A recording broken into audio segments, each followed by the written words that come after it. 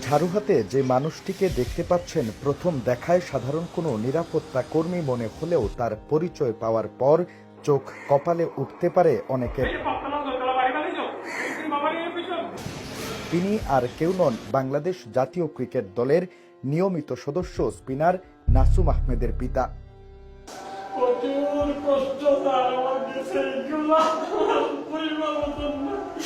প্রায় ৪ বছর ধরে ছেলের সাথে তার কোনো যোগাযোগ নেই। তাই তো জীবন চালাতে চলতি বছর থেকে সিলেটের হাউজিং এস্টেট এলাকায় ৮,০০০ টাকা মজুরিতে চাকরি নেন সিকিউরিটি গার্ডের।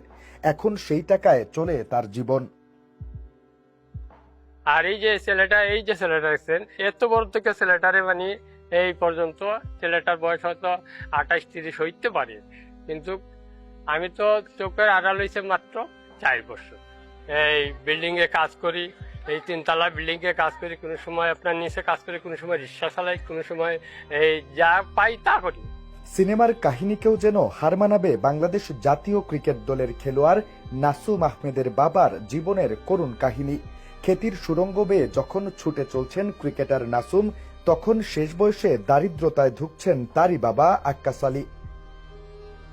এর আগে তো রিক্সা চালাইছি, গাড়ি রঙের কাম করছি, বিভিন্ন ধরনের মজুরি করছি, যে যেটা নিচে এইটাই গেছি, কারণ নিচে চায় না তো মানুষ, এগুলো বিশ্বাস হয় না, লুকাই লুকাই তো প্রথম ২-৩ বছর লুকাই লুকাই কাজকর্ম করছে, নিজের পেট পালতেই করছে।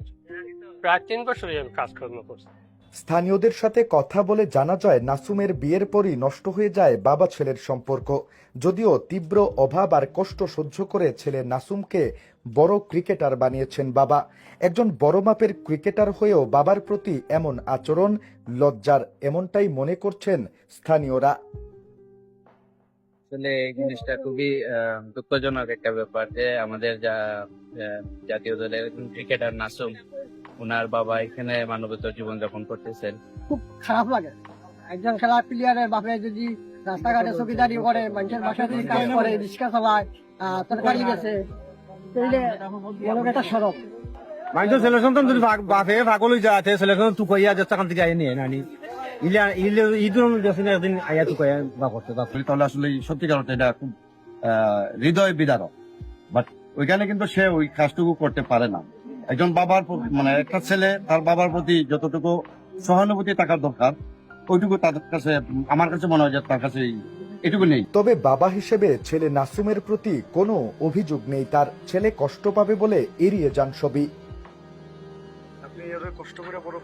বড় করলে কি হবে, তারা যদি কষ্ট বুঝে না, আমার কষ্ট কিছু আসে যায়?